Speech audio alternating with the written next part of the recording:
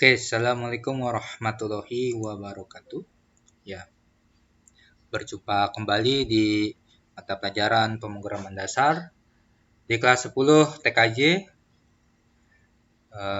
di SMKN 2 Kap Tangerang. Tidak terasa, ya, kita di penghujung pembelajaran kita di semester genap ini, dan Pak Adi, ini masih momen Lebaran, ya, jadi mohon maaf lahir dan batin. Dan Pak Adi juga ucapkan nanti selamat berjuang ya untuk melaksanakan yaitu pas genap, penilaian akhir semester genap ya. Nah, di mata pelajaran pemrograman dasar ini di kelas 2 dan kelas 3 ya, 11 dan 12 itu tidak akan dipelajari kembali ya, tidak ada. Jadi yang ada hanya di kelas 10 saja gitu. Dan tentu saja di pemrograman dasar ini adalah materi atau teori atau praktek yang itu memang bagian dari programming, karena itu adalah bagian dari ilmu komputer gitu ya. Jadi yang bercita-cita menjadi programmer tentu saja di sini harus memahami beberapa teknik-teknik pemrograman, beberapa logika-logika pemrograman ya, yang itu adalah sebagai modal ya untuk nanti bisa menjadi seorang programmer. Dan tentu saja selama belajar pemrograman dasar dengan Pak Adi Irwanto ini, Pak Adi masih ngasihnya, memberikannya itu sangat kurang ya, sedikit. Nah, tentu saja kalian bisa berjuang ya, mencari lagi ilmu, sumber-sumber ilmu di luar sana gitu ya. Apalagi sekarang zaman teknologi ya, zaman internet yang memudahkan kita untuk mendapatkan sumber-sumber, misalkan bagaimana kita ingin melakukan teknik-teknik pemrograman gitu ya, kasus-kasus membuat sebuah aplikasi seperti itu ya. Nah, kita akan mulai ya. Di sini saya akan membahas yaitu mengenai fungsi dan debugging. Yang pertama kita akan bahas adalah fungsi atau function ya. Fungsi merupakan blok dari kode yang dirancang untuk melaksanakan tugas khusus. Jadi memang function itu kita membuat sebuah blok ya, kode tertentu yang itu nanti tertentu saja ya, dan itu nanti akan digunakan ya. Jadi function itu ya kita buat ya, kalau misalkan sebelum function itu prosedurnya panjang gitu ya. Nah, tetapi untuk function ini itu dikhususkan ya, yang itu memang mensimpelkan atau memudahkan gitu ya untuk fungsi-fungsi di bahasa pemrograman gitu ya. Jadi function ini juga bisa diterapkan ya di mungkin semua gitu ya, semua bahasa pemrograman yang memang setiap bahasa pemrograman memiliki sintaksnya masing-masing. Jadi disesuaikan dengan sintaks bahasa pemrograman tersebut. Nah, fungsi-fungsi yang sudah kita kenal sebelumnya sebenarnya sudah ada gitu ya pada saat kita menggunakan sintaks atau perintah-perintah di C++ atau bahasa C, misalkan print, cout itu untuk menampilkan informasi atau data ke layar, begitu ya, output. Nah, kegunaan fungsi mengurangi pengulangan penulisan program yang berulangan atau sama gitu ya. Jadi fungsi ini adalah kita menghemat gitu ya, menghemat baris kode yang kita buat. Tentu saja baris kode yang kita buat itu ya memang harus dipahami gitu ya, agar bahasa pemrograman kita itu bisa dikembangkan gitu ya. Itu yang baik gitu. Nah, jadi memang kegunaan fungsi ini ya tidak banyak ya pengulangan gitu ya. Banyak baris kode yang harus dibuat gitu. Jadi sama sebenarnya, dan itu yang akan tidak hemat ya, boros, dan itu juga mengakibatkan bagaimana kinerja dari si program tersebut itu mempengaruhi. Dan di pemrograman ada namanya dry. Dry itu adalah don't repeat yourself. Artinya adalah jangan mengulang diri sendiri gitu ya. Nah, jadi ya boleh sih diri sendiri, boleh di dalam pemrograman itu namanya rekursif gitu ya. Boleh gitu ya. Tetapi intinya adalah jangan kita membuat atau menuliskan ya, mengetik gitu ya, mengetik bahasa pemrograman yang sebenarnya kita bisa simpelkan gitu ya. Jadi jangan banyak gitu ya, yang itu sangat nanti memperlambat ya kinerja gitu. Nah, program menjadi lebih terstruktur sehingga mudah dipahami dan dapat lebih dikembangkan. Tadi Pak Adi sudah katakan bahwa memang bahasa pemrograman yang kita buat itu memang harus terstruktur gitu ya, dan itu mudah nanti bisa dikembangkan ya. Tentu saja di development ya, di pengembangan pemrograman kita bukan hanya bekerja sendiri ya, kita bekerja tim ya, teamwork gitu ya. Kalau di kelas kan teamworknya adalah mencontek bebarengan gitu ya. Nah, di programming ya harus memiliki tim yang solid gitu untuk membuat sebuah aplikasi ya. Si ini bagian ini, si B bagian itu, dan sebagainya. Ya, seperti itu. Nah, ini adalah struktur fungsi ya, di mana di sini ada nama fungsinya, ya, nama fungsi, kemudian argumennya, kemudian ada pernyataannya. Dan di sini digunakan yaitu tanda kurung Kurawa, dan ini ini buka Kurawa, dan ini tutup Kurawa. Nah, inilah keterangan struktur fungsinya. Nah, di prototipe fungsi digunakan untuk mendeklarasikan ke kompiler mengenai tipe data keluaran dari fungsi, jumlah parameter yang digunakan, tipe data dari masing-masing parameter yang digunakan. Nah, di parameter fungsi ini ya ada dua, yaitu ada parameter formal dan parameter aktual. Nah, nanti kita akan gunakan ya di dua ini, parameter formal dan parameter aktual gitu ya. Nah, nanti yang di atas kita akan gunakan di parameter formal, di mana parameter formal ini adalah variabel yang terdapat pada daftar parameter yang berada di dalam definisi fungsi gitu ya, di mana variabelnya itu ya kita di sini yaitu mendeklarasikan gitu ya variabel tipe datanya ya di argumennya ini, dan kemudian dipanggil ya, ini ada returnnya nanti kita gunakan ya, ini untuk fungsi kembalian yang itu nanti dibungkus adalah sebagai total gitu ya. Tetap si A plus B ini akan dipanggilnya, dibungkusnya di dalam si total begitu. Kemudian kita akan gunakan nantinya di bawah ini ya, di integer ini adalah parameter aktual. Parameter aktual adalah variabel yang digunakan pada pemanggilan suatu fungsi gitu ya. Nah, kita tinggal memanggil gitu ya, tetapi kita nanti akan mendeklarasikannya gitu ya. Kita akan mendeklarasikannya di luar di sini, nanti kita akan mendeklarasikan ya si tipe data dan variabelnya ini, dan kita akan panggil begitu ya. Nah, ini yang disebut adalah parameter aktual. Nanti kita akan gunakan parameter formal dan parameter aktual.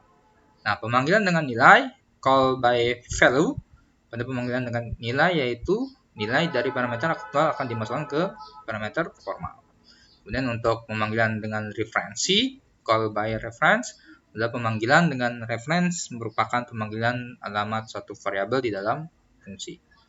Oke, kita nanti setelah return, nanti saya bikin dua ya, walaupun di sini outputnya ada satu ya, tapi di sini nanti akan saya buat yaitu fungsi yang return, fungsi kembalian, dan ada fungsi void, yaitu void yaitu fungsi tanpa kembalian gitu, berarti pas gitu ya, uangnya pas. Nah, definisi fungsi void, tipe data yang digunakan untuk tipe suatu fungsi yang tidak mengembalikan nilai.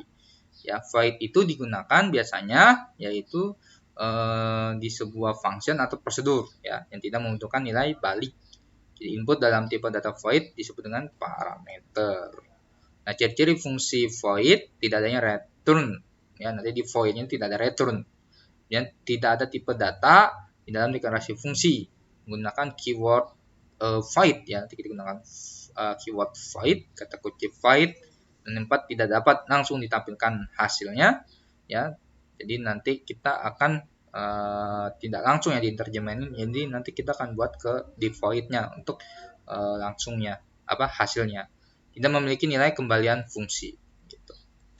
Nah, ini adalah output ya yang akan kita buat, yaitu output fungsi. Di sini ada penjumlahan ya dan ada pengurangan ya. Nanti baik yang fungsi kembalian dan fungsi tanpa kembalian atau void, kita akan tampilannya seperti ini, dimana nanti ada source code yang memang berbeda ya, di codingannya yang berbeda, tapi hasilnya seperti ini, outputnya akan muncul seperti ini. Baik, langsung saja Pak Adi akan mulai ya dari di dev ya C++ ini. Jangan lupa di HP yaitu cpp droid. Oke, langsung Pak Adi klik source file ya. Kemudian Pak Adi pilih save dulu ya. Pak Adi pilih save dulu. Oke, saya langsung ke kelas aja ya.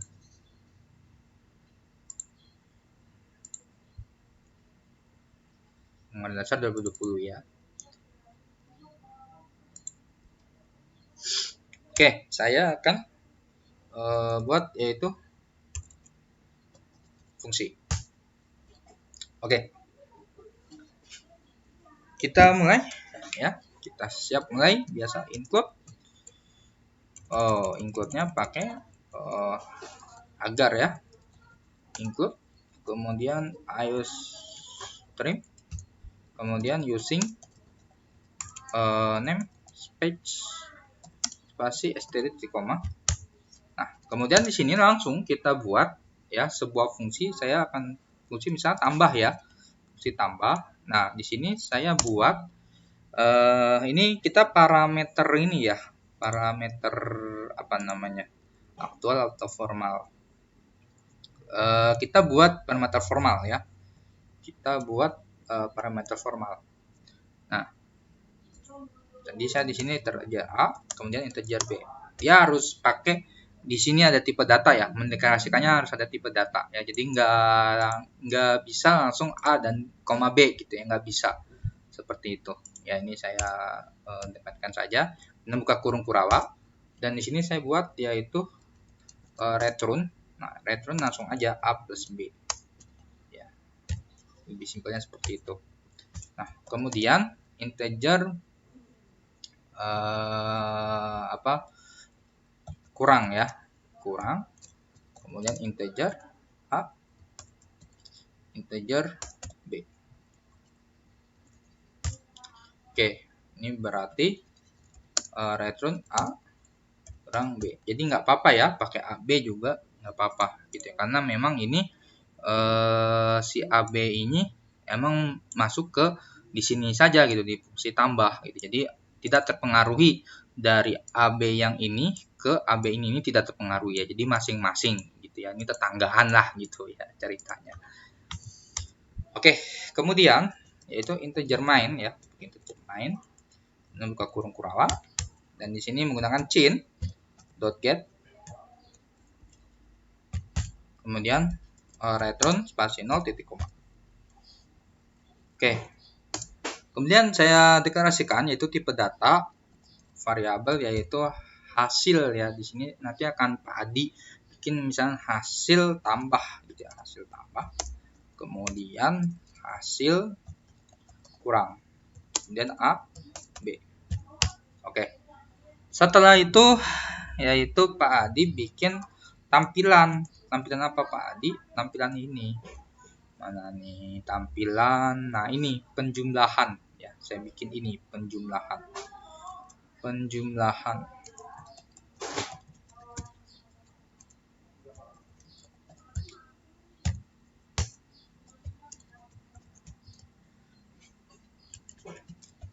Masukkan nilai A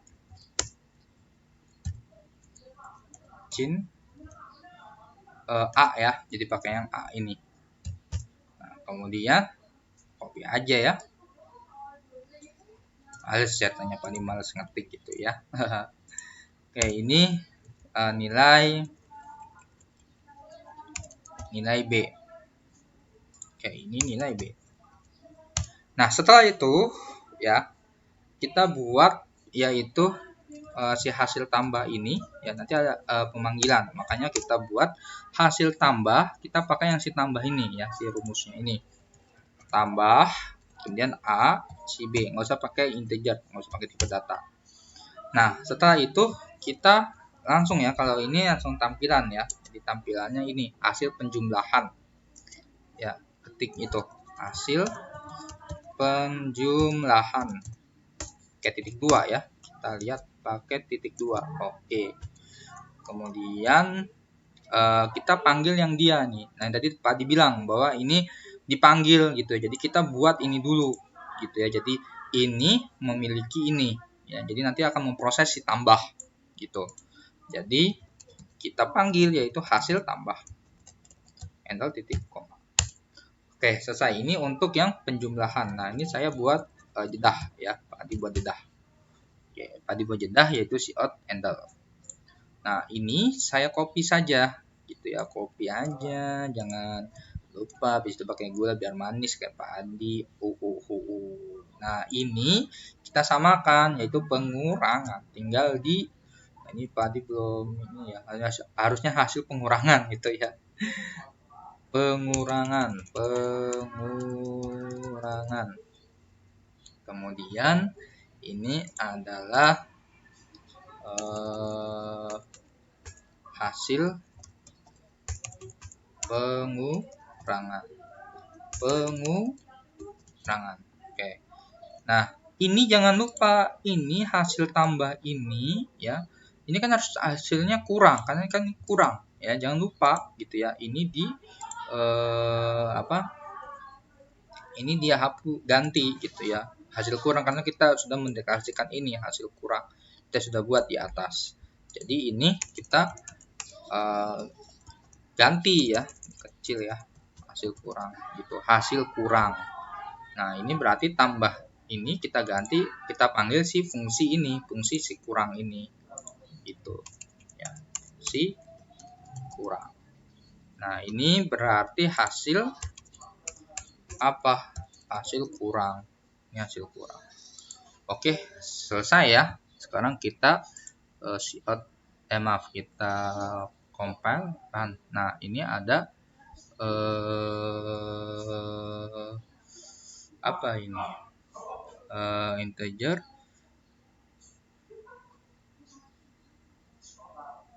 Integer mana ini? Di line 9. Di line 9 titik koma. Oh ya, titik koma ini Pak Adi kurang ini. Sorry Pak Adi kurang ini titik koma ini ya. Oke, compile and run. Nah, ini kita lihat ini 32 ya, 32. Oke, 5 ya. Terus ini 51 kurangin 1 4 gitu ya. Ini hasilnya ya, jadi sama dengan yang ada di sini. Ini sorry ya, ini hasil pengurangan ya, ini ya Pak Adi belum merubah nih, penjumlahan diganti harus ke pengurangan ya. Oke, itu untuk fungsi kembalian ya. Ingat, ini fungsi kembalian. Nanti kalian buat dua source code ya, yaitu fungsi kembalian dan fungsi void ya. Nanti di copy pastekan ya ke si Word, terus jadikan PDF gitu ya, bukan hasilnya ya, tapi menggunakan source code-nya. Oke, nanti akan membedakan di situ kita bisa lihat mana fungsi kembalian dan fungsi tanpa kembalian. Nah, sekarang ini Pak Adi hapus ya. Jadi tetap yang ini ya, tetap yang ini. Jadi masih menggunakan ini ya, ada fungsi tambah, fungsi kurang. Nah, sekarang Pak Adi buat yaitu si void ya, si void ya. Nah, void misalkan saya buat yaitu ini hasil gitu ya. Yang tadi sebenarnya di bawah gitu ya. Nah, tapi kita gunakan di sini yaitu void hasil misalkan tambah. Nah, kemudian kita buat ini dalam di sini saja ya. Misalnya saya A aja deh, terserah gitu ya. Nah, kemudian saya buat yaitu ini, yaitu hasil penjumlahan gitu. Hasil penjumlahan titik 2, kemudian ini handle titik koma. Nah, kemudian yang satunya lagi adalah void hasil kurang. Nah, ini terserah, misalkan mau integer A juga boleh ya, karena dia tidak mengaruhi antara ini ke sini, enggak. Tapi saya buat beda aja deh, kan ya, saya bedain. Nah, kemudian ini kita buat yang hasil pengurangan.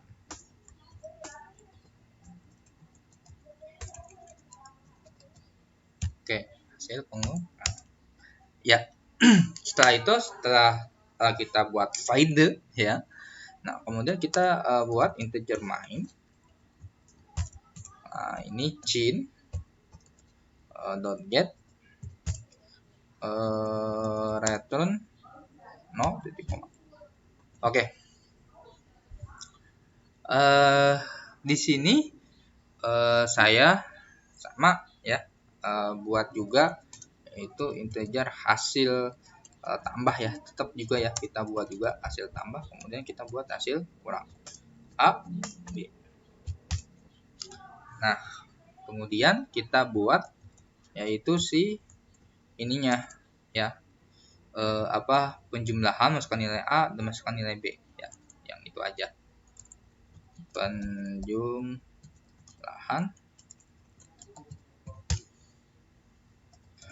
kemudian ini masukkan nilai A.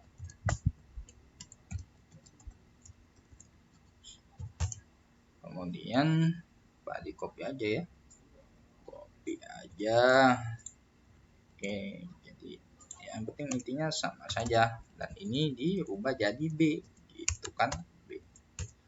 Oke, nah di sini sama, yaitu kita buat misalkan hasil tambah sama ya, tambah A B. Oke, udah. Nah, kemudian yang hasil kurang ya, ini hasil kurang, istilahnya hasil kurang itu punya si hasil tambah gitu. Ya, jadi hasil kurang ya, hasil sorry Pak Adi, rubah ini bukan hasil tapi ini adalah tampil, sorry jadi dibedakan ya, sorry ini tampil jadi dibedakan, yang ini adalah tampil ya, jadi perubahannya di sini tampil apa itu, tampil tambah kemudian hasil tambah, seperti itu ya, seperti itu ya. Ini dirubah ya, ini tampil tambah ya, ini tampil kurang ya, dirubah, kemudian ini menjadi juga tampil tambah kemudian hasil tambah.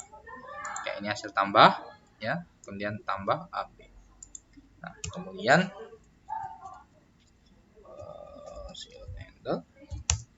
nah ini saya kopikan, kemudian saya pastekan dan ini menjadi pengurangan. Nah, pengurangan ini adalah hasil kurang dan ini kurang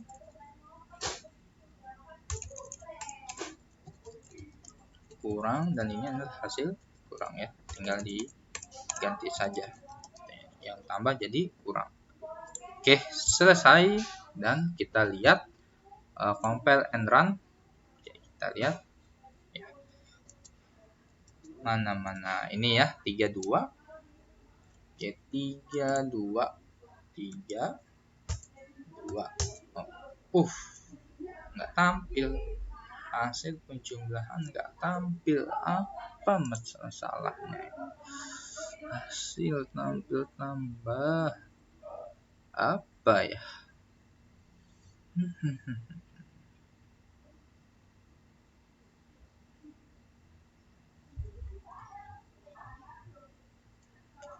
Apa ini kok bisa?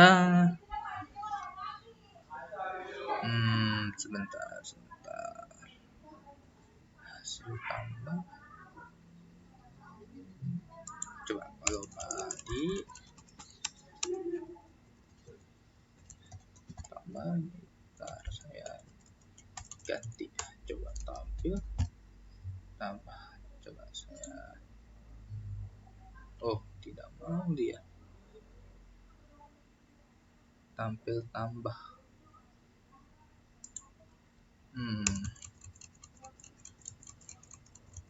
Dia tidak mau.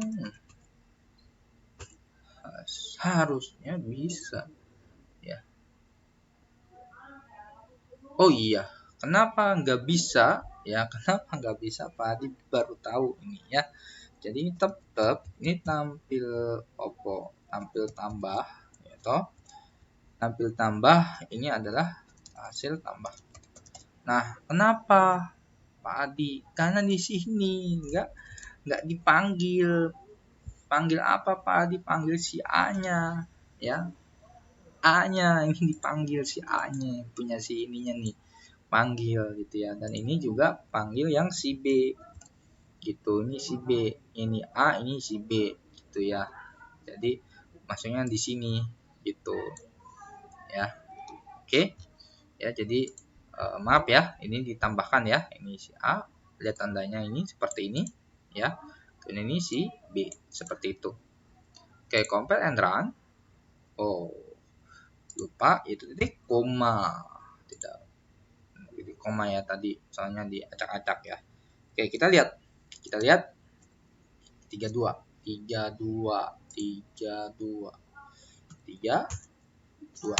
oke, 5 ya.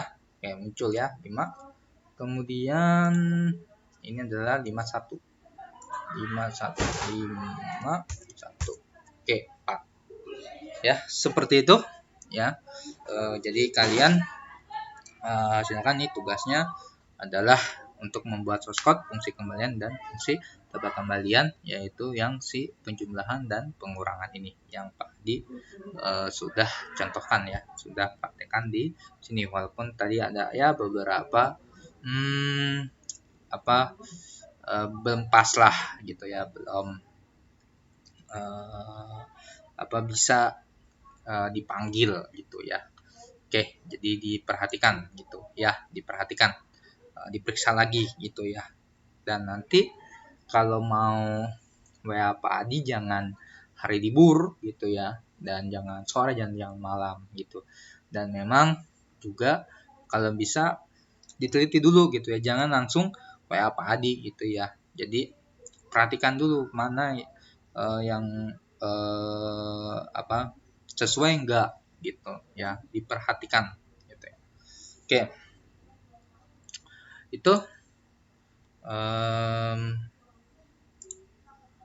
mengenai fungsi. Nah, kita belajar debugging ya, debugging pada aplikasi ini teori gitu ya, tidak praktekan. Nah, debugging ini pada dasarnya debugging bisa dianggap sebagai suatu proses menghilangkan bug dari suatu program. Jadi ini kegiatan untuk mengatasi ya bug, untuk mengatasi kesalahan. Ya, solusi gitu ya. Ini solusinya. Solusinya ketika program kita error ya. Dan aktivitasnya kita sebut adalah debugging gitu ya. Nah, debugging terjadi sebagai akibat dari pengujian yang berhasil. Jika test case mengungkap kesalahan, maka proses yang menghasilkan penghilangan kesalahan dianggap sebagai debugging ya. Jadi penghilangan kesalahan ya, mungkin itu dari semikolonnya atau dari logikanya, itu juga bisa dikatakan adalah debugging. Dan memang di pemrograman ini kita tidak Superman gitu ya. Kita tidak serta merta langsung bisa gitu.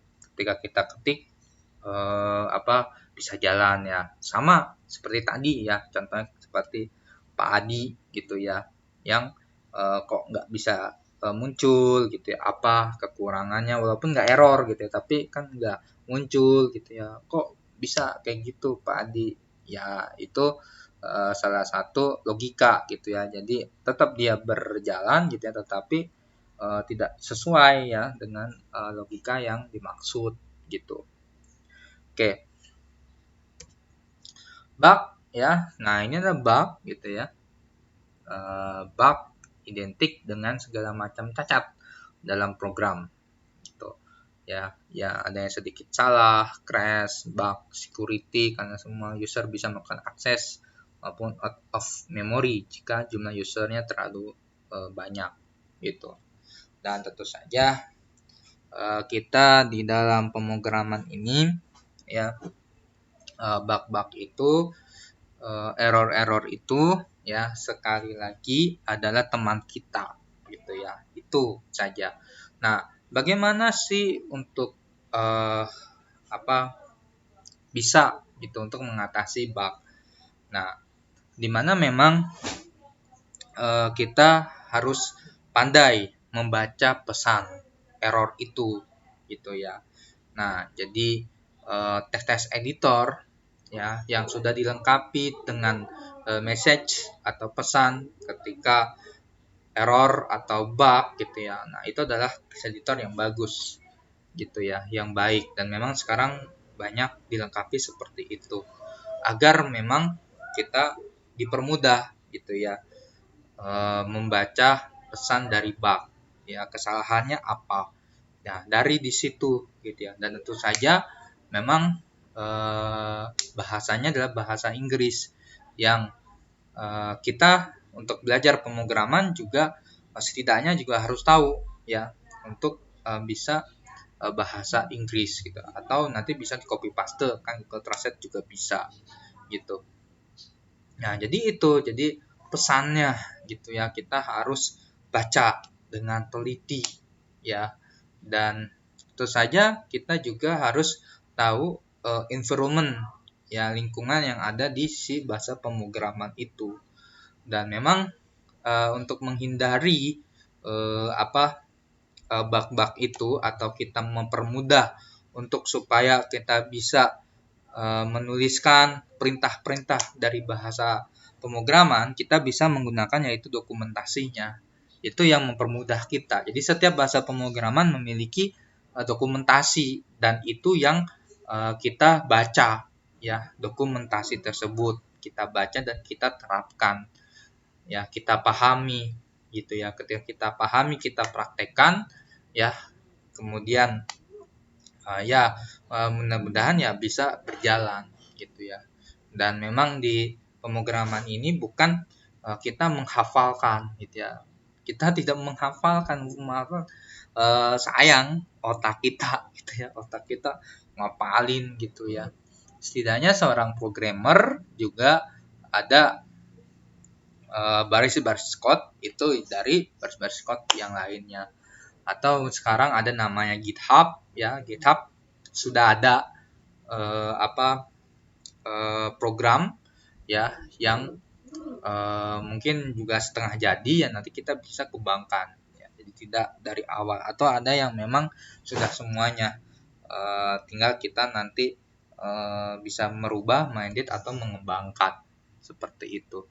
Jadi tentu saja untuk bug ini kita memang harus juga mengetahui ya beberapa teknik-teknik pemrograman di struktur pemrograman, seperti kita juga harus tahu yaitu struktur beruntun ya, beruntutan. Nah, itu beruntutan tuh seperti apa? Ya, model logikanya seperti apa, algoritmanya seperti apa. Nah, kita harus pahami. Kemudian struktur percabangan atau kondisi ya. Nah, ketika misalkan menggunakan kondisi satu, nah itu seperti apa secara logikanya. Kita terapkan nanti di bahasa pemrograman. Dan pengulangan, ya looping, iterasi, ya iteration. Nah, di situ juga kita bisa menggunakan jenis-jenis pengulangan, apakah misalkan for atau while atau do while gitu ya. Nah, kita bisa menerapkan. Nah, while itu buat apa, kemudian si for apa, jadi perbedaannya apa gitu ya. Nah, disitulah kita memang harus belajar dulu gitu ya. Kita belajar dulu memahami itu, mempraktekkan itu supaya memang kita menghindari gitu ya. Walaupun memang tetaplah bug-bug ada, tetap bug-bug itu ada. Setidaknya kita di situ bisa mengatasi gitu ya dari bug ya, error ya di pemrograman. Jadi kesalahan banyak dijumpai dari sistem implementasi ya, si codingnya itu kesalahan logika gitu ya, kesalahan aritmatika, keliru dalam pemakaian bahasa pemrograman. Jadi bahasa pemrograman itu memang setiap bahasa pemrograman yang lain berbeda ya, dari sintaks satu dengan sintaks yang lain. Yang tadi Pak Adi katakan bahwa harus ada kita membaca dokumentasi ya. Jadi kita harus tahu dokumentasi itu. Oke, kemudian rilis ada secara umum rilis mode release mode digunakan pada saat build dengan library tanpa disertai informasi debug. Jadi misalkan exe gitu ya. Paketan installer, supaya di situ juga dimudahkan ya program itu bisa dijalankan gitu ya, karena memang program memang harus dijalankan ya, dijalankan secara umum gitu ya, karena memang kan setiap environment kan berbeda gitu ya, tetapi di dalam kita di program kan dia harus jalan gitu ya di beberapa platform. Nah, oleh karena itu juga bisa digunakan yaitu rilis. Oke, sekian dan terima kasih dari Pak Adi, dan tentu saja kalau Pak Adi ngerasanya gitu ya, ini lama banget gitu ya untuk kita di sini belajar, dan tentu saja Pak Adi di sini tidak absen ya, tetapi di sini memberikan tugas. Nah, di sini Pak Adi akan lihat ya bagaimana keseriusan kalian untuk belajar begitu ya, supaya saya mengetahui gitu ya, ini yang benar-benar belajar gitu.